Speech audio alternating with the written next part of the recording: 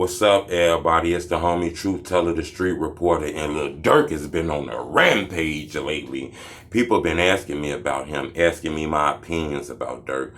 Lately, he's been involved in a lot of things. Me personally, I think this guy's fed up with all the shit that's going on the internet. You starting to see Durk react in ways that's a little crazy, you know. A lot of people been asking me about the situation. We've been covering the Memo 600 situation.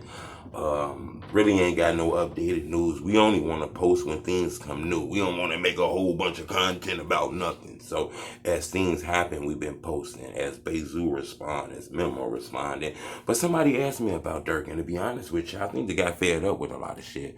You can tell lately he's been on an aggressive tear, beef with FBG, throwing shots at Duck name in songs and shit. He said he gonna stop doing that. Then you see him attacking Cash Out and Wooski in songs, beefing with NBA Youngboy, the Baby, Quando, Rondo, LulTim.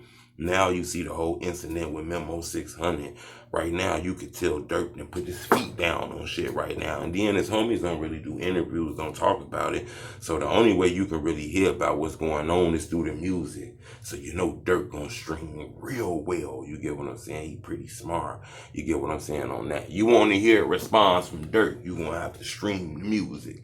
And I think he got a good understanding that that's the way to market itself. This guy's pretty smart. He just stole the page from 50 Cent, book on how to sell records and stream and market yourself. It's a lot of shit going on though. Like I say, I don't really got a lot of new updates. I just wanted to speak on that because people have been asking me about Lil Durk. I think this guy's smart. He's been using all these beefs and these battles to his best light. He don't tweet about it. He won't post it in his Instagram story. If you want to hear Durk response to any beef with NBA Youngboy, QuandoRondo LulTim, you're going to have to buy the new project that's out. And I think people understand now why the rest of these guys is just doing it for free. See, NBA Youngboy and NBA Youngboy and the Baby, they dropped the project. Don't really see no promotion on that shit. You don't really see people streaming that shit pretty well. Don't really hear that shit bumping nowhere. Because Durk got the juice right now. People is really buying into the Chicago shit right now. So I don't think Durk is going to crash out. I think he's going to make it look like that through the music. But I think he's smart enough to keep it strictly in the music, But that's all I really wanted to talk about that. That's just like a random video because people was asking me, about Durk. And like I said, I just think he's fed up. The man that lost a lot of people from Vaughn, his brother D-Thing, a lot of close people to him. I think he's in a position right now where he don't really give a fuck about nobody playing with him. He finna come at niggas, but he gonna do it the right way. He gonna make niggas feel that wrath through the music, through being successful, instead of sliding on the ops and shit. But that don't mean that the homies who around them won't slide on your ass, whatever. That's all. But before I get up out of here, people been asking me about Will Smith. I kind of want to speak on that real quick. This is just a side note. Put these in parentheses or some side note. People been asking me about Will Smith, and I want to say this. I support any person taking up for their wife. You don't know what's going on in a person's household, what problems and situations they facing, and you out here cracking jokes, fuck around, touching one of them problems. It get touchy. You make a motherfucker wife hurt, and they get up on your ass. So I support any man who got the protective bone and trying to support his family.